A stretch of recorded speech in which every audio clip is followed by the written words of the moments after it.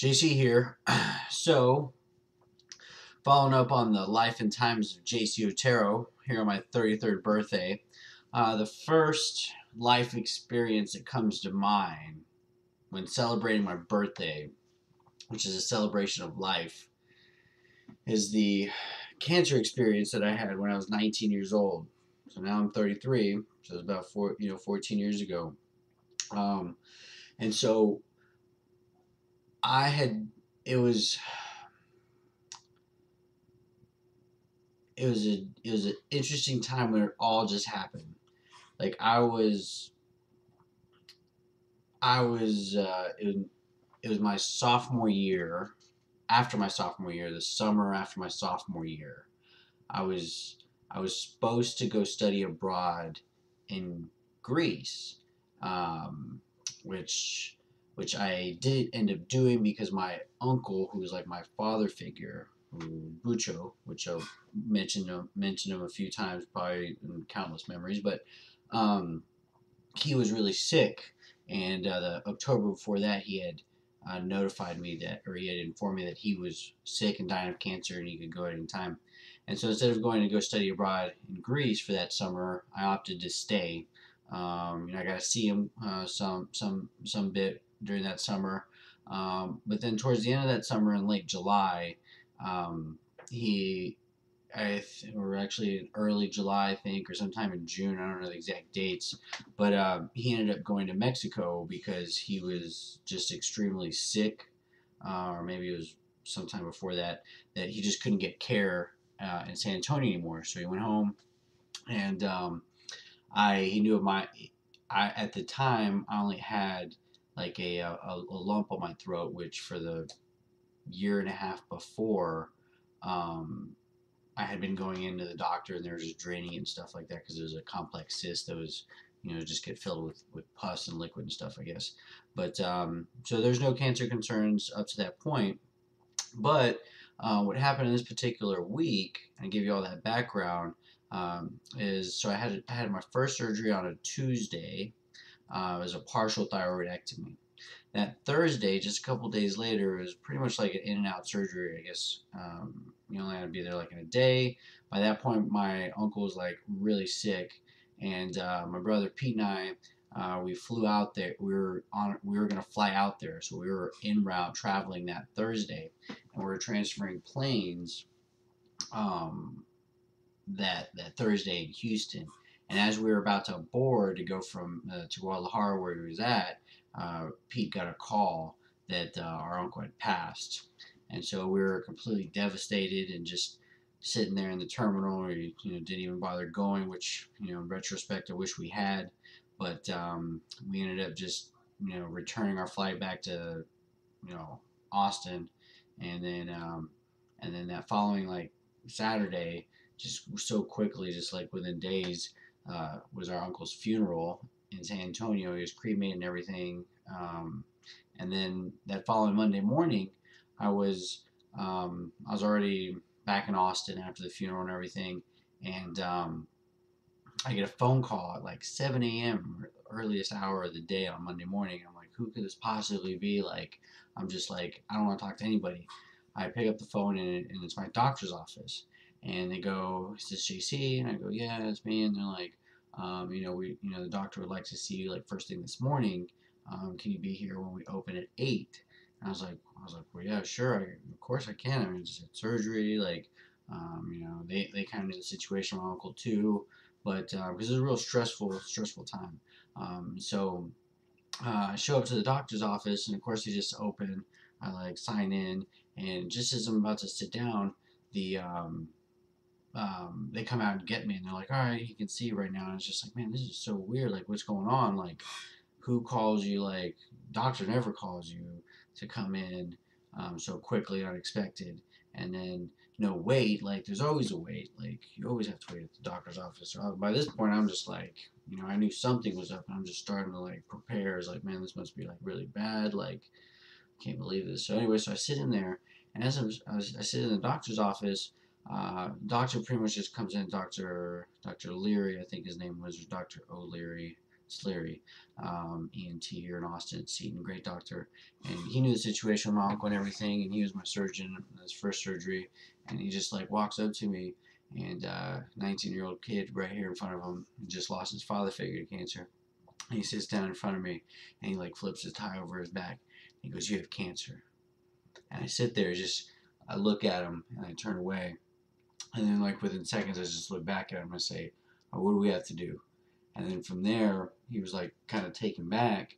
I guess he was maybe expecting a different response from me, but he's like, "Okay, I've already scheduled you for another surgery, to take out the rest of your thyroid, and we're gonna have to wait till your current wounds heal, because I was still like in bandages from the most recent surgery, and we're gonna have to go in there again, and we'll take out the rest of it, and then because you'll no longer have a thyroid, you'll most likely be in the hospital for like a week, just under monitoring, because your levels, and there's a lot of things that can happen with calcium deficiencies and a lot of other things." And so I was there for, you laid it out, you're going to be there for a week, and then you're going to go ahead and then from there, then you go through a period of like thyroid starvation and then radiation, and then he just laid out this whole plan for me.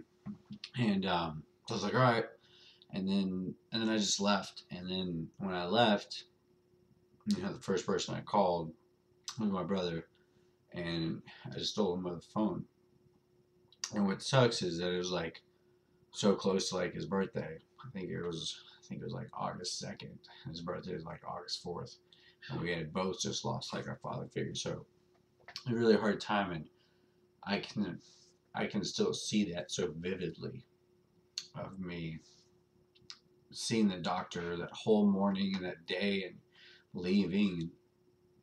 In retrospect, I'm grateful for that experience, because it made me who I am today. Like that extremely challenging time, and in future episodes, I'll probably talk more about just the overall experience from beginning to end. But um, one thing that really helped me when I was in the hospital for that week um, was I read Lance Armstrong's book, and that was really motivating.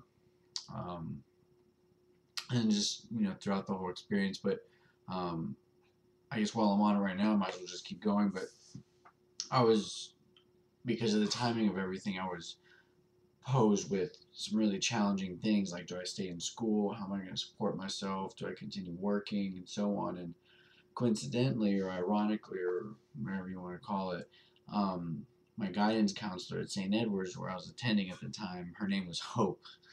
And but her suggestions were for me to take some time off of school, focus on my illness and getting better, and move back home, which was definitely not something that I wanted to do.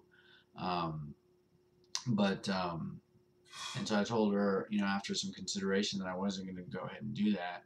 And what I was going to do was I was going to definitely fight this and stay in school, continue working full time, and get through this as best as I can.